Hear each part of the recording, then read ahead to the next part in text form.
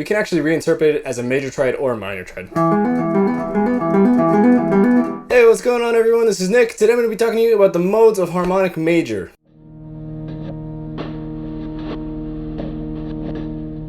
So if you've seen any of my videos on the modes, for example, the modes of melodic minor or the modes from bright to dark, you probably have a pretty good idea of what the modes are. If not, I'm going to go over them right now. So I'm going to be using my Walrus audio Fathom to basically create the sound of a mode. I'm going to be playing F in fifths, which will create an F Lydian mode. And then I'm going to use my Electroharmonix Superego to sustain that.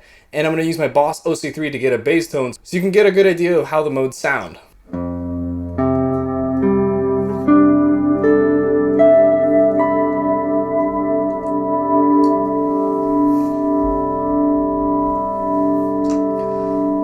So now this is the sound of F Lydian. It's F Lydian right now because F is the lowest tone. However, if we change the bass note, you're gonna hear the mode change. So for example, now I'm gonna, let's say, play D, and then we're gonna get a D Dorian sound.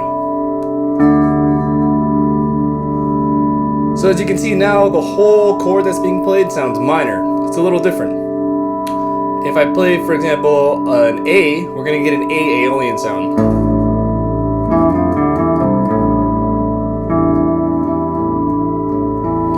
And if I play, for example, a G, we're going to get a G mixed Lydian sound. But as you can see, whenever I change the bass note, the chord kind of changes. So now with that, I'm going to go over the modes of harmonic major. So the harmonic major scale is essentially just a major scale with a flat 6. This is C harmonic major.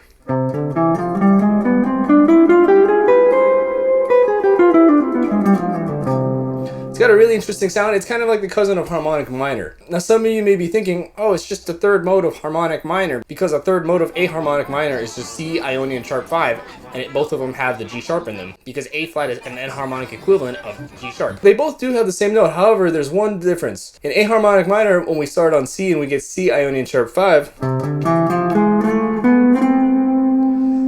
we have the G sharp going to A, right? And there's no G natural. However, in harmonic major,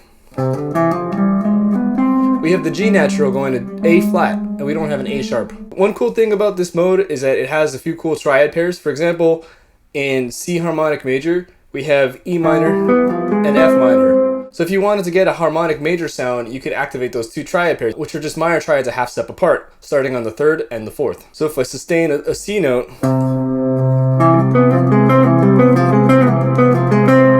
we get kind of a C harmonic major sound. Another cool thing about harmonic major is it reminds me of that meme that was like, yo dog, I heard you like this, so I put this in your this. It's this one right here. I'm terrible at explaining it. But anyways, if you play major triads starting on any of the note of the root major triad of harmonic major, so if we're in C harmonic major, it would be C major, E major, and G major.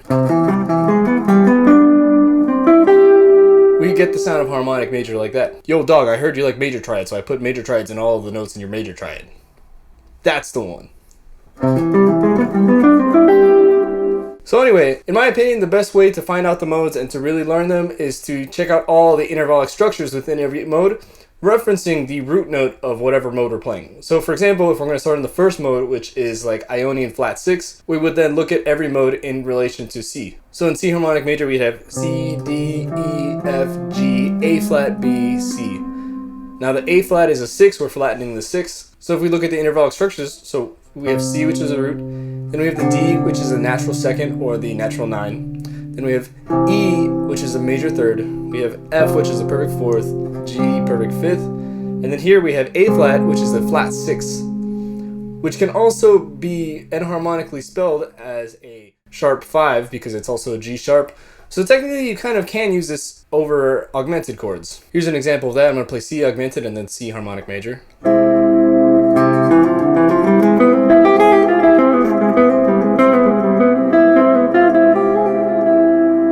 There's also a lot of half steps in the scale, which is really cool. So anyway, then the last note we have is B, so that's the major 7th. So if you wanted to spell out this chord and stack it in thirds, we would have C major 7, natural 9, natural 11, flat 13.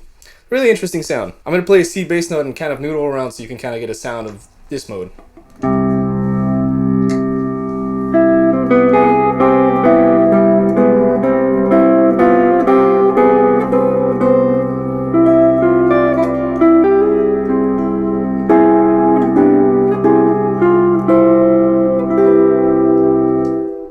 way you can really use the modes to your advantage is by spelling chords from the modes. So essentially, whenever you're playing one of these modes, as long as you're playing a mode without any avoid note, which debatably don't really even exist, you can play any note in that scale. If you're looking for some good ways to practice this, check out my video on creative ways to play the major scale. I talk about some of this stuff. So now we go into the second mode. The second mode is Dorian flat 5.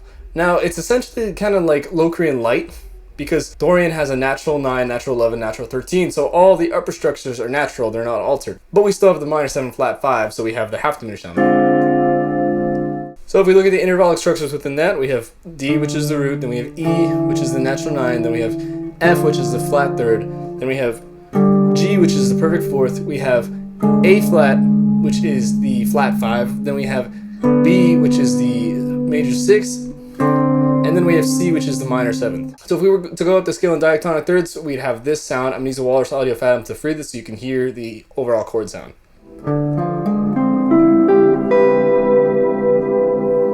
It's really kind of a wild sound. So the next one we have stemmed from Phrygian, but since we flattened the 6th, we now have a major 3rd on the Phrygian chord, so now it's kind of a cool alter. Let's check out the intervals. We have E, we have F, which is the flat 9 or the flat 2, then we have G, which is the sharp 9, or the sharp 2. Then we have a G sharp, which is the major 3rd. Then we have B, which is the perfect 5th. We have C, which is the flat 6th. And then we have D, which is the flat 7. So it's kind of like altered, but instead of having the sharp 4, now we have a perfect 5th. Slightly more consonant, but still works as an altered sound. So if I were to arpeggiate it again, that sounds pretty altered to me. Another cool thing about this is that since we have the sharp 9 and we have a major 3rd, we can actually reinterpret it as a major triad or a minor triad. So now if I freeze a C pedal in the bass, now I'm going to use my Fathom to freeze the sound so you can kind of hear how this chord will sound.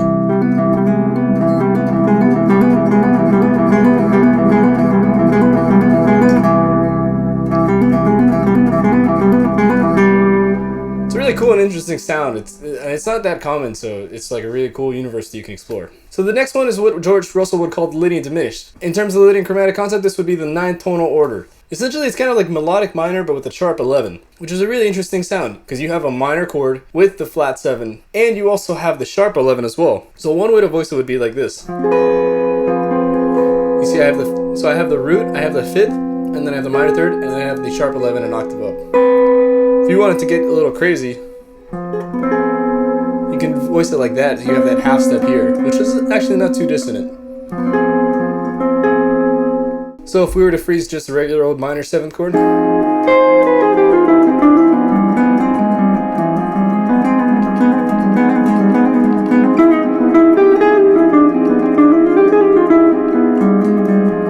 played one note of Harmonic Major, sorry about that. But anyway, that's the sound of that. It's a really hip sound. The next one we have is kind of like altered light because it's just Mixolydian flat 9. So if you're not sure what altered is essentially a dominant chord with all of the upper extensions altered. So in the altered mode, if you check out my video of melodic minor, the altered mode has a flat 9, a sharp 9, a sharp 11, and a flat 13 on the top of the dominant chord, but the dominant chord doesn't have any 5th. So it's kind of a really tense chord.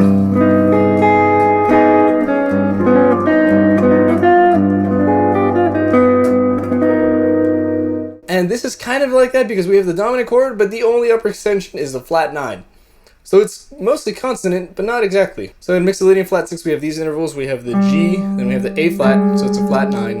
Then we have B, which is a major 3rd. Then we have C, which is a perfect 4th. Then we have D, which is a perfect 5th. Then we have E, which is a major 6th. And then we have F, which is a flat 7. So if we were to arpeggiate in thirds, this is how it would sound.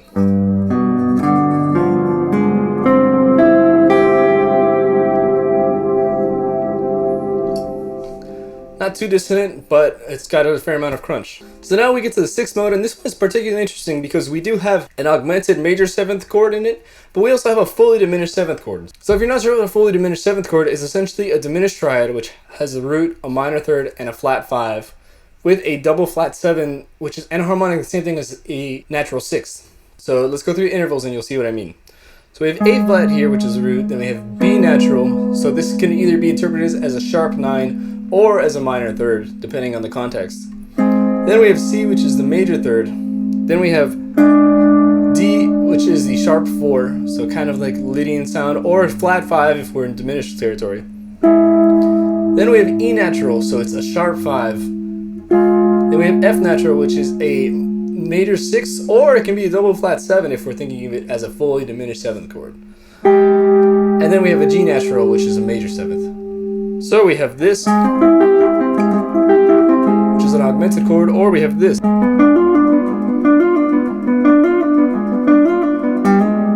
which is a fully diminished 7th chord. So this is a great utility mode because we can use it kind of in any context. So now I'm going to fill out the chords in thirds so you can get a clear sound of that.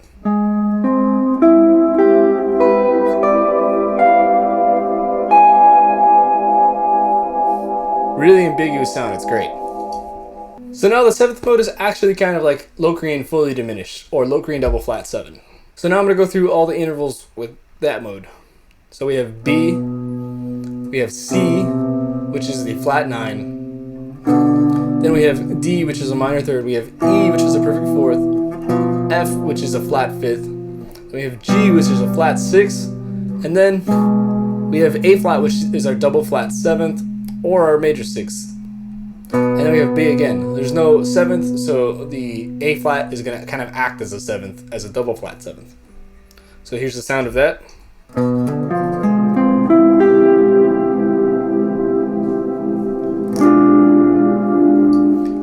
So those are all the modes of harmonic major. They're kind of weird to wrap your head around because some of them have really ambiguous things, like for example the flat 6 mode has an augmented major 7th, and it also has a fully diminished 7th chord, so it's kind of hard to define, but once you wrap your head around it, it actually provides some really cool sounds. So if you made it this far, thank you so much for watching. I hope you've gotten some value out of this. If you enjoyed this content, please like and subscribe. Check out some of my other videos because I got a lot of music theory videos and a lot of chord spelling videos because that's something I love. New videos every Monday at 3 p.m. and every Thursday at 3 p.m. Sometimes every Saturday at 1 p.m. And yeah, so thank you so much for watching.